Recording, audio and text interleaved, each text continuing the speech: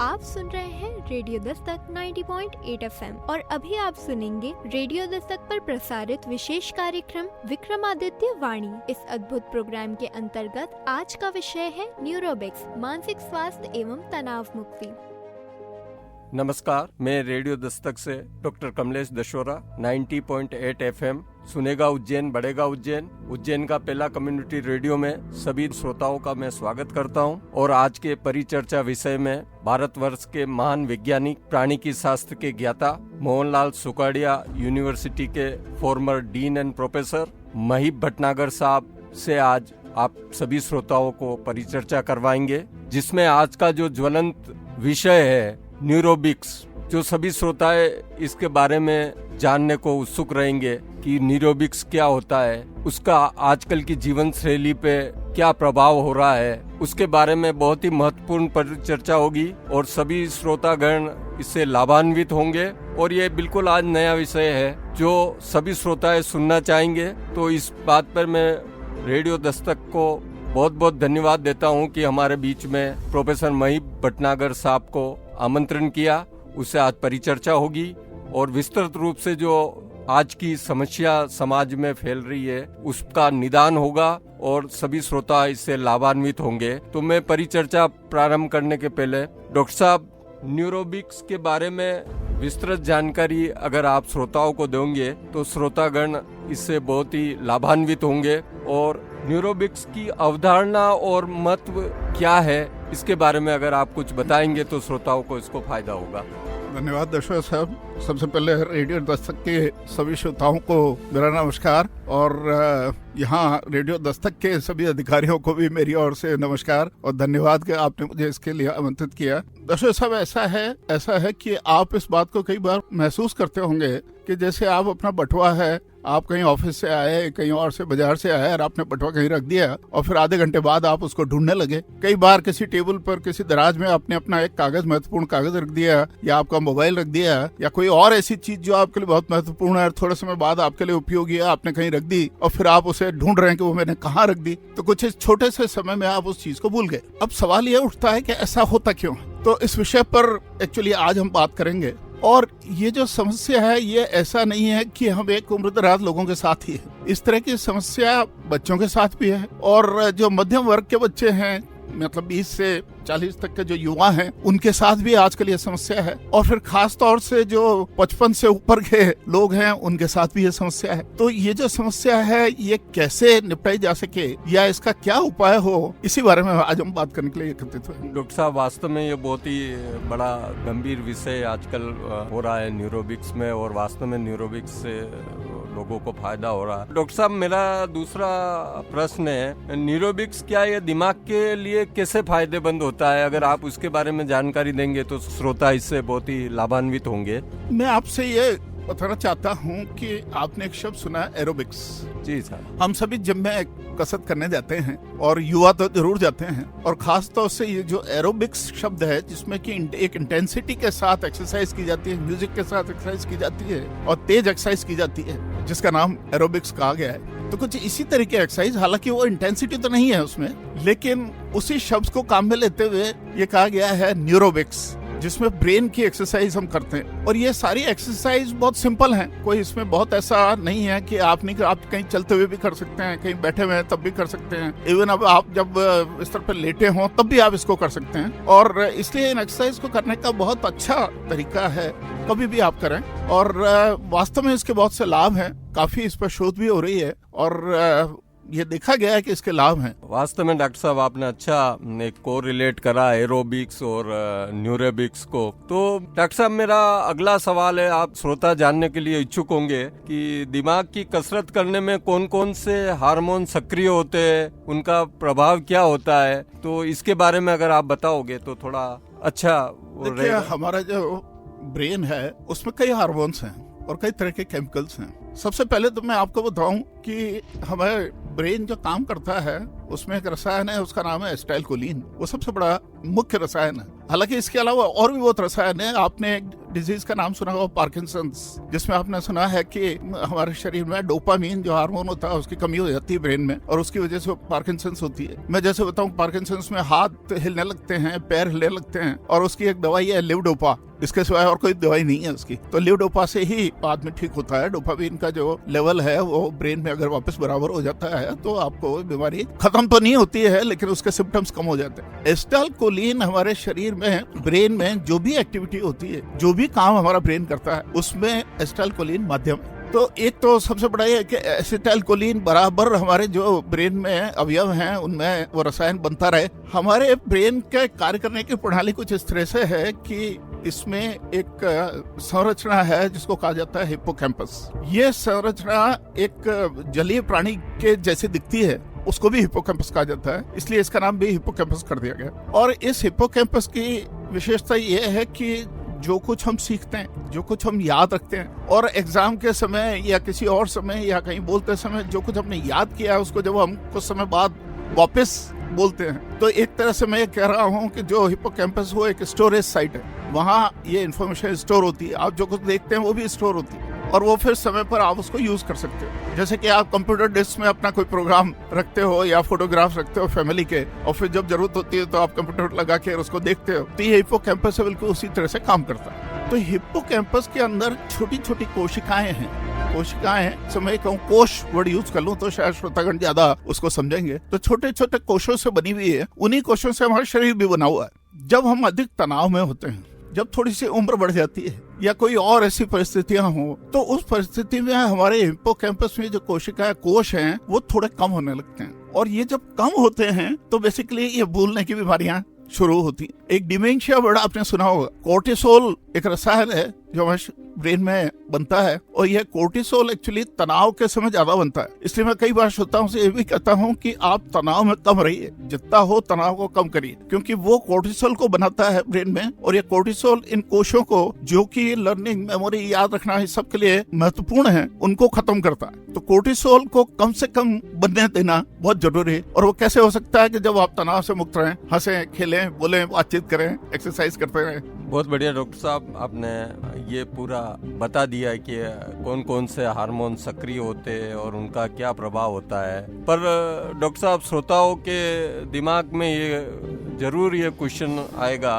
क्या न्यूरोबिक्स हर उम्र के लोगों के लिए समान रूप से प्रभावी है या अलग अलग उम्र के अनुसार इसके लाभ भिन्न होते हैं? अगर ये आप श्रोताओं को बताएंगे तो। वैसे तो देखा जाए तो कम उम्र के जैसे बच्चे हों, और जैसे मैंने कहा युवा हों, और अधिक उम्र के लोग हों, वृद्ध हों, सभी में प्रभाव तो समान है। अब कौन एक्सरसाइज को बहुत अच्छी तरह करता है और बराबर उसको लगातार उपयोग में लेता है, प्रभाव उस पे डिपेंड करते हैं। तो वैसे बाकी अगर देखा जाए तो सभी उम्रों में इनके प्रभाव समान है। मीन्स आपका कहना है कि न्यूरोबिक्स हर उम्र के लोगों को करना जरूरी है ताकि आपका ब्रेन और आपका पूरा चलता रहे। ये बहुत अच्छी जानकारी आपने प्रदान करी है। दूसरा एक सवाल है कि क्या न्यूरोबिक्स करने से अल्जाइमर और डिमेंशिया जैसी बीमारियों से बचाव किया जा सकता है? ऐसा तो साहब कि बचाव की बात तो मैं नहीं कर सकता, क्योंकि जो अल्जाइमर्स बीमारी है और डिमेंशिया है, दोनों एसिटाइलकोलिन रसायन के साथ जुड़ी हुई। अल्जाइमर्स, जैसा मैंने कहा कि आपको पार्किंसंस में डोपामीन कम होता है, तो अल्जाइमर्स में खासतौर से एसिटाइलकोलिन कम होता है, और उसी वजह से अल्जाइमर्स होती है। और अल्जाइमर्स हमेशा 60 साल के बाद के ही उसमें देखी जाती है ज्यादातर। हालांकि आजकल 40 से 55 के बच्चों, लोगों, युवाओं में भी ये बीमारी देखी गई है अल्जाइमर्स, बट उसका परसेंटेज कम है।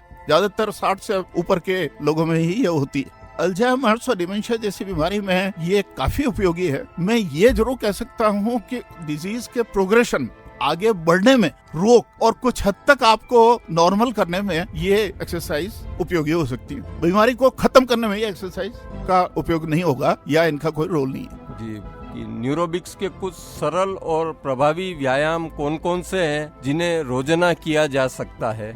बहुत अच्छा प्रश्न पूछा दर्शक साहब आपने, क्योंकि अभ्यास ही सब कुछ है।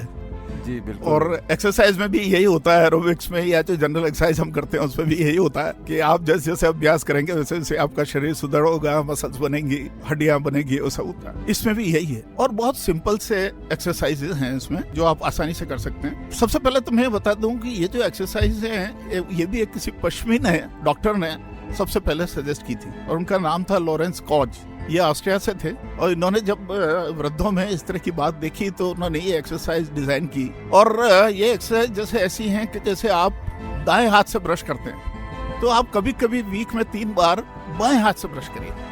उसका कारण मैं बाद में बताऊंगा आपको, पहले एक बार मैं एक्सरसाइज बता दूं। अगर आप दाएं हाथ से खाना खाते हैं हमेशा कोशिश करिए कि कभी आप बाएं हाथ से खाना खाएं। कहने का मतलब ये है जो आपका रूटीन है उसका उलट करिए, उसको थोड़ा सा बदलिए। हमेशा एक ही तरीके से करना, एक ही काम को करना, उसमें बदलाव लाइए।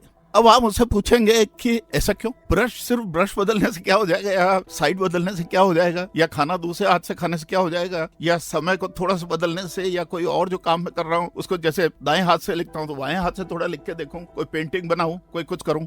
ये इसलिए है कि हमारे दिमाग का संतुलन और शरीर का संतुलन दिमाग दोनों तरफ से करता है। लेफ्ट और राइट ब्रेन, बायां और दायां ब्रेन जब तक संतुलित नहीं रहेगा तब तक हमारा मस्तिष्क भी ढंग से काम नहीं करेगा और शरीर भी ढंग से काम नहीं करेगा। अब हम अगर दाएं हाथ से खाना खाते हैं, दाएं हाथ से ब्रश करते हैं, दाएं हाथ से मोबाइल भी उठाते हैं और भी कुछ काम करते हैं, तो आप निश्चित मानिए कि आपका वही हिस्सा जिसको आप यूज कर रहे हैं, क्योंकि आपका शरीर का हर हिस्सा ब्रेन से जुड़ा हुआ है। अगर आप अपनी उंगली को मोमबत्ती के पास ले जाएं और जैसे ही मोमबत्ती जली हुई मोमबत्ती के लौ के पास आप ले जाते हैं तो आपके दिमाग में मैसेज हाथ जल जाएगा, तो आप उंगली हटा लेते हैं। तो कहने का मतलब ये है कि ये सारा मैसेज हर शरीर का हर हिस्सा आपके मस्तिष्क से जुड़ा हुआ है। तब आप इस बात को श्रोतागण समझ सकते हैं, दर्शक साहब आप तो इसको समझेंगे बहुत अच्छी तरह, कि अगर मैं सिर्फ एक हिस्सा काम में लेता हूँ तो नेचुरली वो हिस्सा विकसित होगा। और मैं इसको समझाने के लिए कई बार कहता हूँ कि यूज इट और लूज इट।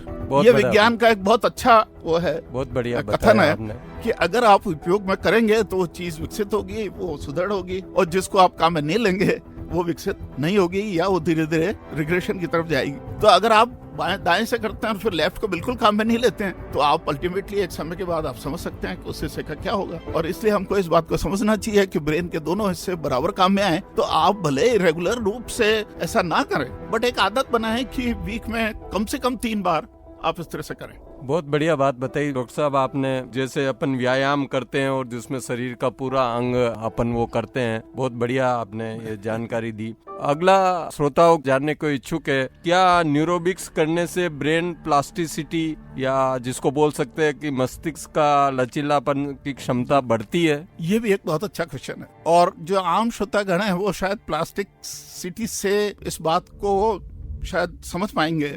हम प्लास्टिक को क्या समझते हैं? एक हार्ड प्लास्टिक, जैसे कोई चीज गेंद ले लें या उसका बना हुआ कोई कप ले लें या कुछ ले लें। यहाँ प्लास्टिसिटी से मतलब ये है, अगर एक लचीला प्लास्टिक है तो आप उसको कोई भी आकार दे सकते हैं। जैसे मिट्टी का लौंदा है या आटा का वो है, उसको अगर आप चाहें तो उससे गुड़िया भी बना लें, आप चाहें उससे बॉल बना लें, चाहे आप उससे कुछ और भी बना लें, फिर आप उससे रोटी भी बनाते हैं, आप उससे पूड़ी भी बनाते हैं, तो उसको बहुत से आकार दे सकते हैं। ब्रेन में भी कुछ ऐसा ही। ब्रेन बहुत लचीला स्ट्रक्चर है। आपको बाहर से तो ये पूरा कठोर दिखता है, लेकिन इस कठोर परत के अंदर जो ब्रेन है वो बहुत लचीला है और इसको कैसा भी आकार दिया जा सकता है। अब यह प्लास्टिसिटी से मतलब नहीं है कि हमने उसको चौकोर आकार दे दिया या हमने उसको गोल आकार दे दिया या कुछ दे दिया। यहाँ प्लास्टिसिटी मतलब जो मैंने कोशों की बात की थी, वहाँ कोशों से बात आती कि वो जो कोश हैं वो कोश खत्म नहीं होने चाहिए। मैं थोड़ा सा टेक्निकल बात आपसे कर लूं यहाँ पर कि हम जो कुछ याद करते हैं उसमें कोशों की संख्या तो बढ़ती है,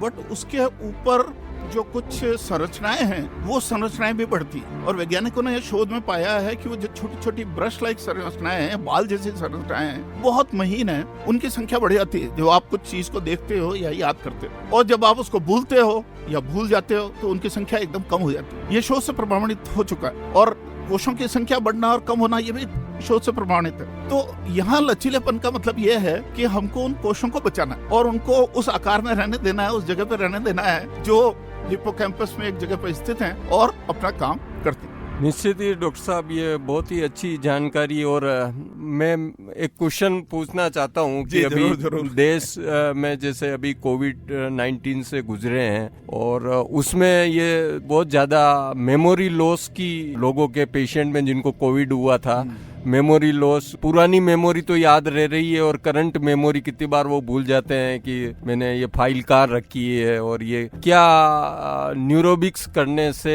उनमें वास्तव में उनकी जो कोशिकाएं में जिस पे इफेक्ट हुआ है वो वापस लाया जा सकता है? ये बड़ा एक महत्वपूर्ण सवाल मैं आपसे करने जा रहा हूँ। फिर एक बहुत अच्छा क्वेश्चन है जी। और श्रोताओं, इसमें कोई शक नहीं कि हाँ, बहुत प्रभाव होता है। मैं खुद इस एक्सरसाइज को हमेशा करता हूँ, इस तरीके की एक्सरसाइज, बट इनके साथ कुछ चीजें आपको और बता रहा हूँ जिसको आप रेगुलरली करिए। मुझे पता नहीं कि आप में से कितने लोग जानते हैं कि सुडोकू एक पहेली जिसमें नंबर के साथ हम खेलते हैं, वो अखबारों में छपती है। ये एक जापानीज पहेली है और ये पहेली एक्चुअली इसीलिए डिजाइन की गई कि उसमें मस्तिष्क की एक्सरसाइज हो। मैं आपको एक और बात इसमें साथ में जोड़ना चाह रहा हूँ। आपका मोबाइल, वैसे हम कहते हैं कि कम उपयोग करें, बट इस मोबाइल के अंदर कुछ ऐसे गेम्स हैं जो आपको बहुत मदद कर सकते हैं। बच्चों को भी कर सकते हैं, आपको भी मदद कर सकते हैं। इसी हिसाब से एक गेम है जिसका नाम है एलिवेट। ये एलिवेट गेम शुरू में कुछ आपसे छोटी एक्सरसाइज कराएगा, फिर उसमें धीरे धीरे स्पीड बढ़ती है। जैसे आपको कोई वर्ड पहचानना है तो एक सीरीज में वर्ड्स आएंगे, आपको उनको बोलते जाना है, हाथ से टिक करना है, फिर थोड़ी देर में उसकी स्पीड और बढ़ेगी, फिर और बढ़ेगी, फिर और बढ़ेगी, और फिर आपको जल्दी जल्दी उसको करना है। तो उसके साथ आपका ब्रेन ट्रेन होता है और आपका ब्रेन जल्दी जल्दी उसके साथ काम करने लगता है। इसी तरह से और भी कई इसमें एक्सरसाइज हैं। और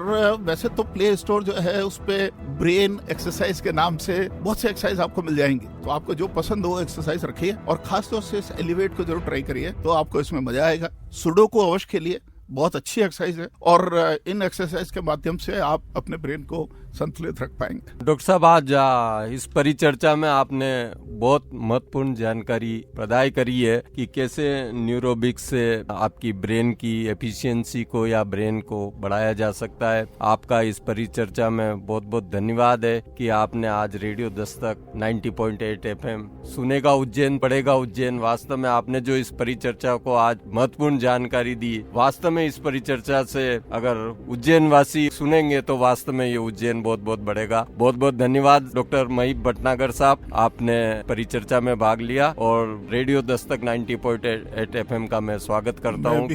मैं भी अपनी ओर से रेडियो दस्तक को, दशरथ साहब, आपको और हमारे सभी श्रोताओं को जिन्होंने इस को सुना है, मैं भी अपनी ओर से धन्यवाद अर्पित करता हूं। और मैं सोचता हूं कि आपको ये बहुत पसंद आया होगा। और इस समस्या से करीब करीब सभी लोग जूझ रहे हैं और खास तौर से कोविड के बाद, जैसा आपने कहा, वास्तव में ये प्रॉब्लम बहुत ज्यादा बढ़ती जा रही है और मैं भी इससे प्रभावित हूँ और उसको इन्हीं एक्सरसाइज के माध्यम से कम करने की कोशिश करता हूँ। और ये आपको कह दूं कि मुझे स्वयं को बहुत लाभ हुआ है और इसलिए मैं इसको भी बढ़ाने में निश्चित तौर से अपना जितना समय में देना चाहता हूँ मैं कोशिश करता हूँ। और एक बार फिर मुझे आपने रेडियो दस्तक पे बुलाया, उसके लिए बहुत बहुत धन्यवाद। बहुत बहुत धन्यवाद। अभी आपने सुना रेडियो दस्तक द्वारा प्रसारित विशेष कार्यक्रम विक्रमादित्य वाणी। सुनते रहिए रेडियो दस्तक 90.8 FM। सुनेगा उज्जैन बढ़ेगा उज्जैन।